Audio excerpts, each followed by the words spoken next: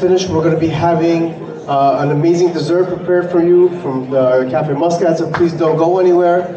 I also want to be able to thank our DJ Amnon, so much. Thank you so much for being here. You're always supporting us. And thank you so much for the music. Buddy, before we get started, could everyone please just take a moment and grab something small that you can hide in one hand. If you look around in your pockets, you might find chapstick, you might find lipstick, you might find a Listerine, you might find a bobby pin on your head. You probably have two and can spare one for a moment. If you have a crumpled up tissue, literally anything that's small that you can hide in one hand. I'm going to give everyone just a second to find something. If, for some reason, you don't have anything small that you can hide in one hand, please raise your hand. I'll come over and I'll give you a tissue. Just let me know if anyone doesn't have anything. We'll help you out right now. Looks like everyone has. Just wave your hand if you're desperate to find something. Yes, you over there. Let me help you out.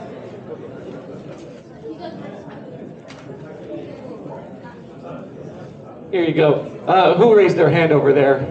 There was someone here who was looking for something. You need something right over here. That's fine too. That sticker is great. If someone needs anything, everyone has. You have something. A bobby pin, a kippah clip. It looks like no one's waving their hands. This is the best audience I've had. Usually there's at least 2 or 3 people. You need something. Yeah, their watch even. You can just hold a watch in your hand probably. But here you go. I'm going to pass that to you. Oh, terrible at that. You need something as well. Yeah, I know. So with someone, here we go. Okay, everyone has something in their hand that they can hide. That's perfect. That means we're going to start right now. My name is David Rosenfeld, and I'm a magician and mentalist. And mentalism is just tricks of the mind. It's experiments of psychological manipulation. My job is to try to influence and predict human behavior. Do you think you're all predictable? Someone's like 100%. Just ask my wife. Everyone, please, stand up. So I studied magic and psychology and the power of the perfectly placed lie. And I'll be using all of those skills with you now. I'll have to be dishonest with you sometimes, but always honest about my dishonesty. So, grab something small like a coin or kippah clip and hold it behind your back at the fingertips of both hands. Anything small held behind your back at the fingertips of both hands. In a moment, I will ask you to bring your hands out in front of you like this, concealing the object in either hand.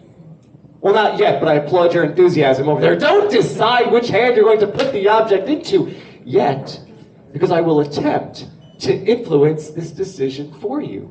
So that for now, just keep it behind the back at the fingertips. It feels like a 50-50 choice. Nevertheless, you can either put it on this side, the left.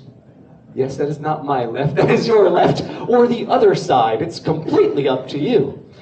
So when you do this in a moment, you will take your hands out in such a way that the hand on one side will be empty and the hand that's left will have the object, the coin, the thing in it. So think about it, but make a conscious decision. And when you are ready now, please bring out your closed hands. Let's see them all out there. Yes, excellent. Everyone's participating. I love it. 2 rounds. This first round tells me what sort of audience you are. I tell you I'm going to try to influence your decision. And I'm counting on most of you listening out for any attempt on my part to do that, and then do the opposite. So the moment I slightly overemphasize the word left, as I did, I'm counting on most of you putting it in your right. And if it is in your right hand, please sit down. 2 rounds, I said, 2 rounds. It's a nice number of you, but I have another round to go.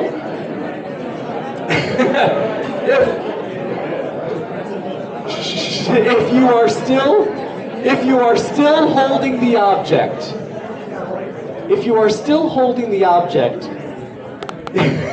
I've lost everyone. If you are still holding the object, you are the challengers the people most likely to catch me out. Or just the people not paying attention. Who knows? But if you're still holding the object, hands behind your back, mix it up a few times. You are the challengers, the people most likely to catch me out. And when you are ready, the remaining of you left, please bring out your closed hands. This second round, you should be feeling pride, like you want to catch me out when I said you are the challengers. And when you may have done that, particularly when I make this gesture and say make up your mind, you may have put it back in the same hand, back in your left hand, and if it isn't your left hand, please sit down. Look at that. In only 2 rounds, most of you, and I just said it was only 2 rounds, most of you are out. And this is just to show you how easily influenced we can all be. In only 2 rounds, most of you are out. If you were still holding the object, congratulations. You are the people I would have the most difficulty to work with. Probably for anyone to work with. No, I'm just kidding. Everyone take a seat except for you and join me on stage. You can put that down. You don't want to join me? No, but would you join me? Please, come on up. I need participants. Don't be shy. I won't embarrass anyone, I promise. But please join me and make some noise for my participant as she comes up to the stage.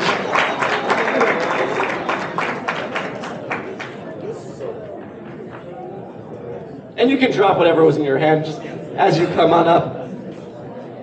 What is your name? Sarah? Sarah, right over here on my left is perfect. So we're going to play a game together that is very similar to what you just experienced, Sarah. I have this game piece from a Bananagrams. It's a perfect Shabbos game if you've never heard of Bananagrams. The 2 tiles, letter tiles that I took together are B and S. Now, this is a family show, but of course you know what BS stands for, yes? Would you hold out your hand just like this? And I'd like you to please close your hand, turn to me, and I want you to put both hands behind your back. You're going to decide in a moment which hand it's going in, and then you're going to take your hands out like this. If I guess correctly, 1 time, that's a 50-50 chance, and no one will be impressed. I know that. But if I guess correctly 4 times in a row, that is a 6.25% chance, and I'm hoping to get that with you. You're going to get that poker face, I know. I also, by the way, have a prediction. A prediction inside this envelope. I'll leave right there. And a bunch of random words we'll get to in a moment. Sarah, are you ready? All right, take your hands out just like this. Both hands closed, just like this. Excellent. Sarah, this is what this list is about. If it's in this hand, I want you to think of a boy. This is a couple's event. It should be easy to think of one particular boy. But if it's in this hand, I want you to think of a girl. But I want you to get this really in your mind. Lift your hands just a tiny bit. Perfect. And focus in your mind. If it's in this hand, you're only thinking of a boy. And if it's in that hand, you're thinking of a girl. Do that now in your mind. Focus. Concentrate. Very nice. You are thinking of a boy. Open up that hand. Yes, there it is. Terrific. Please put it behind your back. It's 50-50 the first time. I know that, but I appreciate the kindness behind your back. And now you're going to decide which hand it's going in. I'll tell you something about yourself I just learned. I put it in your right hand when I gave it to you.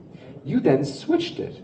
That tells me you're a consistent person, and consistent people will now usually switch it back. But you know that I know that you know that I know that, so you might not want to do it, Sarah. It's a completely free choice. Hands out just like this.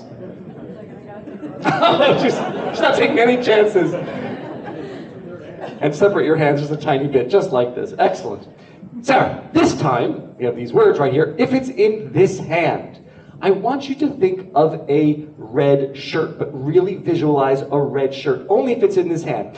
If it's in the other hand, I want you to think of a black shirt. Now, we're both wearing black shirts. It should be so easy for you to see a black... Perfect, you're thinking of a red shirt. Open up that hand. Yes, there it is, 2 times. Now we should be getting somewhere. All right, hands behind your back. Sarah, you are doing great. You're keeping that poker face. You're playing great. You're playing this BS game well. Whenever you're ready, I want you to take your hands out just like this. Is the 3rd time. It gets a little trickier now because what you're doing right now is you're thinking, how do I catch him out? I was too consistent, so maybe I should switch it or maybe I should keep it. But who would put in the same hand 3 times? What are you, crazy? I get it. I get the feeling. So Sarah, whenever you're ready, hands out just like this.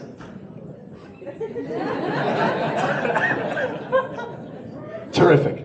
Sarah, this time, if it is in that same hand, but only if it's in this hand, I want you to focus on blue shorts. The weather has been crazy, right? I mean, you could literally wear shorts today, but blue shorts in your mind. If it's in the other hand, the hand that would have required you to switch hands, I want you to think of green shorts. Do that now, and without saying anything, focus on that image of green shorts or blue. Excellent, there it is. Blue shorts, open up that hand.